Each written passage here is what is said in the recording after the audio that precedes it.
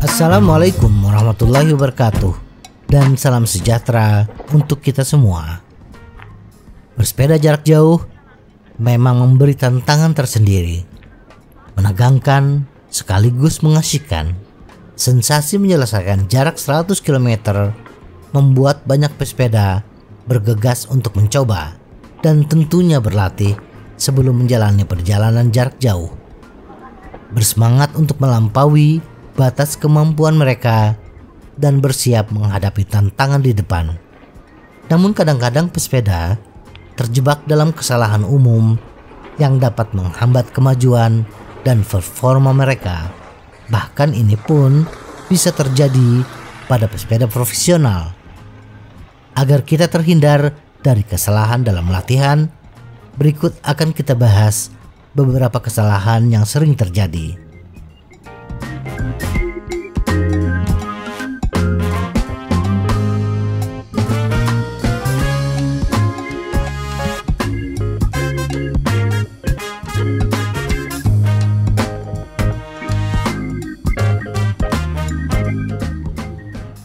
Satu, kecepatan tinggi di jalur mudah.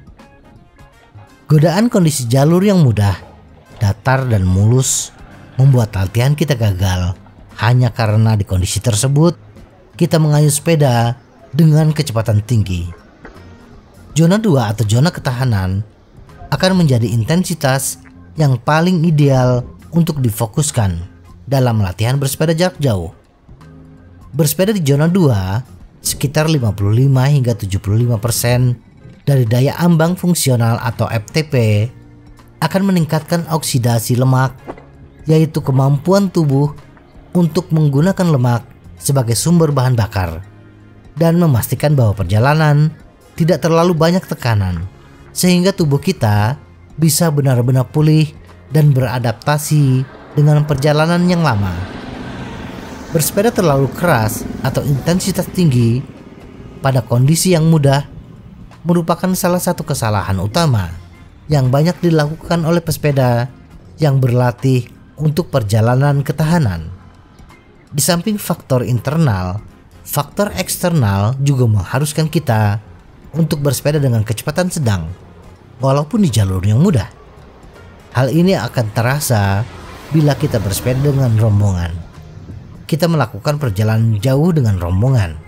Penting untuk tetap pada kecepatan yang mudah dan tetap berada di zona ketahanan. Jadi pertimbangkan untuk bersepeda dengan orang lain yang memprioritaskan pengelompokan kecepatan. Ini akan menghilangkan rasa takut tertinggal dan memungkinkan kita untuk tetap berada di zona target dengan nyaman. 2. Terlalu santai di saat interval. Di sisi lain, penting untuk benar-benar bersepeda dengan keras selama sesi bersepeda yang berat. Perjalanan panjang membutuhkan adaptasi fisiologis yang tidak akan kita dapatkan dari perjalanan pendek, serta membiasakan pesepeda dengan menghabiskan waktu berjam-jam di atas sadel. Latihan interval intensitas tinggi dapat menjadi cara yang hemat waktu untuk memperoleh adaptasi fisiologis yang relevan untuk bersepeda jarak jauh, terutama bagi mereka yang memiliki waktu yang terbatas untuk berlatih. Sesi tertentu akan bervariasi antara pesepeda, tetapi cara yang efektif untuk menyusun latihan adalah dengan menggunakan interval pada intensitas yang mendekati kapasitas aerobik, volume oksigen maksimum. Ini akan mendorong peningkatan kemampuan tubuh untuk mengangkut dan memanfaatkan darah beroksigen pada otot yang bekerja yang diperlukan untuk daya tahan. Latihan volume oksigen maksimum ini biasanya dilakukan selama 2 hingga 8 menit dengan detak jantung 90% atau lebih dari detak jantung maksimal. Kemudian lakukan pemulihan dengan total waktu pada intensitas sekitar 12 hingga 20 menit. Itu latihan yang intens, jadi kita perlu mengerahkan upaya untuk mencapai hasil. Untuk sesi interval apapun, fokusnya harus pada kualitas. Memastikan bahwa pesepeda memulai latihan dengan segar agar menghasilkan performa terbaik dan mencapai hasil yang diharapkan. 3. Jam ketahanan yang kurang.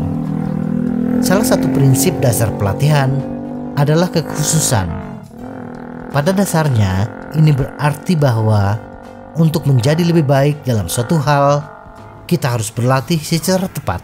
Dengan kata lain, untuk menjadi lebih baik dalam bersepeda jarak jauh, kita harus bersepeda jarak jauh.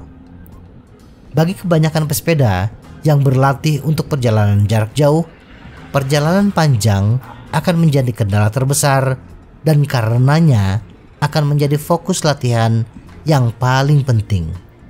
Ini terutama berlaku jika kita hanya punya sedikit waktu untuk berlatih dan perjalanan itu akan segera dimulai. Mengumpulkan jam dan jarak di sadel sangatlah penting. Dan satu-satunya perbaikan nyata untuk masalah ini adalah bersepeda lebih banyak dengan intensitas yang sesuai. Jika kita merasa kesulitan untuk bersepeda di luar ruangan, pertimbangkan untuk bersepeda di dalam ruangan sambil melakukan sesuatu yang mungkin biasa kita lakukan. 4. Terobsesi dengan FTP. Daya ambang fungsional alias FTP bisa menjadi ambang batas yang salah untuk diperhatikan saat berlatih perjalanan jarak jauh. FTP pada akhirnya hanyalah satu matriks dengan definisi yang sedikit lebih bernuansa daripada yang umumnya diasumsikan. Secara sederhana, FTP adalah perkiraan daya maksimum yang dapat kita pertahankan selama 1 jam. Dan mungkin itu bukan statistik terbaik untuk menilai kebugaran kita dalam latihan jarak jauh. Namun, kita harus memahami bahwa nilai pengujian FTP dijadikan sebagai sarana pengaturan zona pelatihan. Tetapi meningkatkan FTP tidak menjamin peningkatan performa selama beberapa jam dalam perjalanan jarak jauh. Hal ini karena perjalanan jarak jauh mengharuskan pesepeda menghabiskan sebagian besar waktunya dengan bersepeda pada intensitas di bawah atau mendekati titik balik laktat pertama atau LT1 yang juga dikenal sebagai ambang aerobik, berlawanan dengan ambang anaerobik. Intensitas yang terbaik kira-kira di ujung atas zona 2 dan secara teoritis dapat dipertahankan selamanya dengan bahan bakar yang memadai.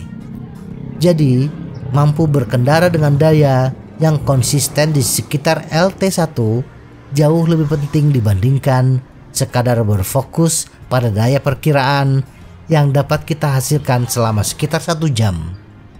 Dengan kata lain, daripada fokus pada peningkatan FTP kita, lebih baik fokus pada peningkatan LT1 kita. Latihan untuk melakukan ini biasanya melibatkan beberapa interval pada intensitas tinggi, tetapi lebih banyak waktu pada intensitas rendah hingga sedang, termasuk zona 2 dan 3, ditambah zona rendah 4. 5. Menambah jarak tempuh terlalu cepat. Kesalahan umum lainnya dalam pelatihan perjalanan jarak jauh adalah melakukan terlalu banyak hal terlalu cepat. Kemajuan yang terlalu cepat dapat menyebabkan kelelahan dan atau nyeri yang berlebihan dan menyebabkan kita benar-benar keluar dari rencana latihan.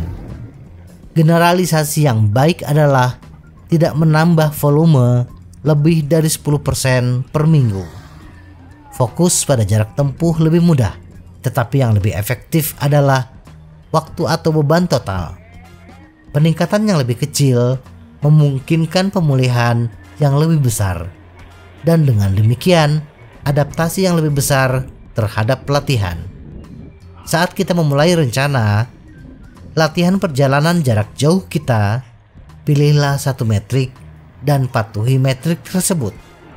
Ukur waktu, jarak tempuh, atau beban mingguan kita alias stres latihan dihitung menggunakan waktu dan intensitas latihan, dan tetapkan peningkatan mingguan yang direncanakan, dan jangan melebihinya.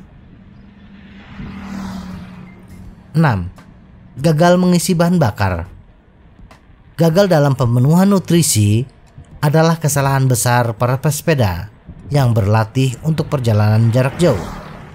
Pesepeda seringkali merasa tidak perlu makan saat bersepeda jarak jauh atau saat latihan, karena mereka takut berat badannya bertambah atau mencoba memaksakan tubuh mereka beradaptasi lebih besar untuk menggunakan lemak sebagai bahan bakar. Namun, keuntungan yang diperoleh dari pembatasan karbohidrat ini akan tidak ada artinya bila pesepeda mengalami kelelahan selama perjalanan jarak jauh. Selain itu, jika pesepeda tidak cukup makan, maka tubuh tidak akan memiliki cukup zat gizi mikro dan makro untuk mendukung pemulihan yang cepat. Sebaiknya kita mengatur gizi dan pola makan selama 12 minggu sebelum berangkat dengan pola yang mirip-mirip dengan rencana makan selama perjalanan jarak jauh. Latihan ini adalah upaya adaptasi usus untuk mengkonsumsi 90 hingga 120 gram karbohidrat per jam, atau mungkin adaptasi usus untuk mengkonsumsi jenis makanan yang tersedia di sepanjang perjalanan. Pendekatan ini seringkali menghasilkan peningkatan performa yang lebih besar daripada latihan rendah karbohidrat atau puasa. 7. Mengabaikan kebutuhan pemulihan. Hal ini umum terjadi di semua disiplin ilmu, dan faktanya tetap sama di semua cabang olahraga. Pemulihan adalah salah satu, jika bukan faktor terpenting dalam pelatihan. Adaptasi hanya terjadi ketika tubuh mampu pulih. Jadi tidak membiarkan proses ini terjadi akan menghambat proses peningkatan performa. Tidak hanya penting untuk tetap menjalani hari pemulihan yang telah direncanakan dan hari santai, tetapi saat berlatih untuk acara yang panjang seperti perjalanan jarak jauh, sangat penting untuk bersikap fleksibel dalam latihan kita, terutama jika kita memiliki pemicu stres lain dalam hidup, seperti yang dialami kebanyakan orang, seperti pekerjaan dan keluarga. Mengabaikan kebutuhan pemulihan cenderung lebih sering terjadi pada pesepeda yang sangat termotivasi dan mengikuti rencana yang tidak bersifat individual. Pesepeda yang mengikuti rencana seperti itu mungkin merasa seolah-olah mereka harus mematuhinya dengan kaku, tidak peduli seberapa lelah yang mereka alami. Tanpa menyadari hal ini, latihan yang berlebihan dan kemungkinan kelelahan cenderung muncul. Jika kita cenderung memiliki pola pikir seperti ini, bekerja sama dengan pelatih akan bermanfaat bagi kita. Pesepeda mungkin merasa bahwa dengan tidak berlatih, mereka kehilangan kebugaran. Namun, tanpa pemulihan, kita mengalami cedera atau kelelahan yang akut, yang ujung-ujungnya akan menurunkan kebugaran kita juga. Semoga informasi ini bermanfaat. Tetap sehat, salam goes.